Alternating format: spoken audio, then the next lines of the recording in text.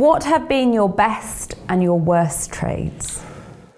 If we're talking money, I would say my best day trade was just under £2,700 in one trade.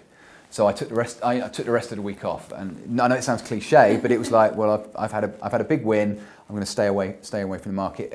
In terms of my best performing month, just over 13 and a half. So it's a big difference between one trade and a month. Yeah. But in terms of my worst, honestly, the worst scenario I've been in was losing my entire account in one go.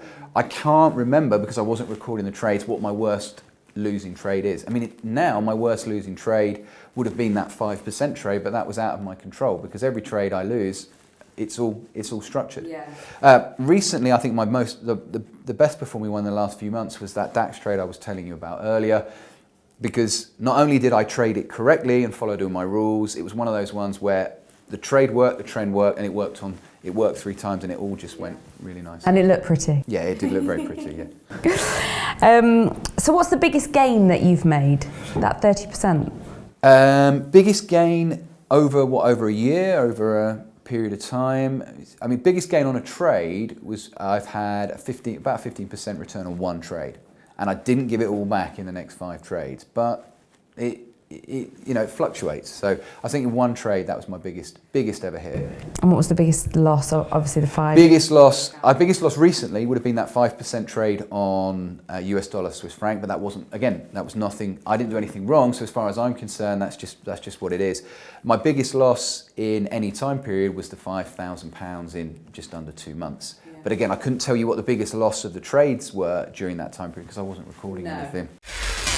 Do you have any stories that you could share with us when there has been trades that you've learned something from? Yeah, I mentioned this earlier. The one where I'd been in the trade for weeks, and it had been going sideways, and I ended up rationalising with myself and rationalising with 2 other people that I need to get out now. It's not going to go anywhere. And within seconds of getting out of the trade, it spiked up. And it wasn't the fact that it spiked up. It was the fact that it was the fact that it was as if the market was reading my mind. It was like, yes, you're going to exit now, Ali.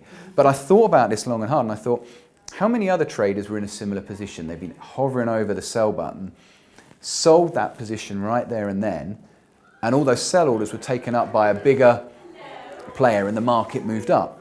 So as a result, it really made me think about, when I'm feeling an emotion in the market, so when I'm feeling like, I want to get out of this trade or break my rules, I'm not unique. No. Yes, I'm a unique human being, but actually in terms of emotional behavior, we're very similar. So if I'm feeling that, there are other traders that are doing a similar thing. And it made me look at price action around support and resistance levels, and it's just etched in my mind, because I can remember going sell, and then the price just shooting up. That's so interesting, because you're right, everybody must have thought, or so many people must have thought that exactly the same time. We've had enough. There's a level where the human brain goes. And a lot of the traders in our trading room say, oh, Ali, you've got a way of sort of knowing how I'm thinking. And I'm like, well, it's not some weird thing. It's just because I'm been through those processes myself, and I know that I still will feel that. I will still want to get out of a trade before it's hit its target.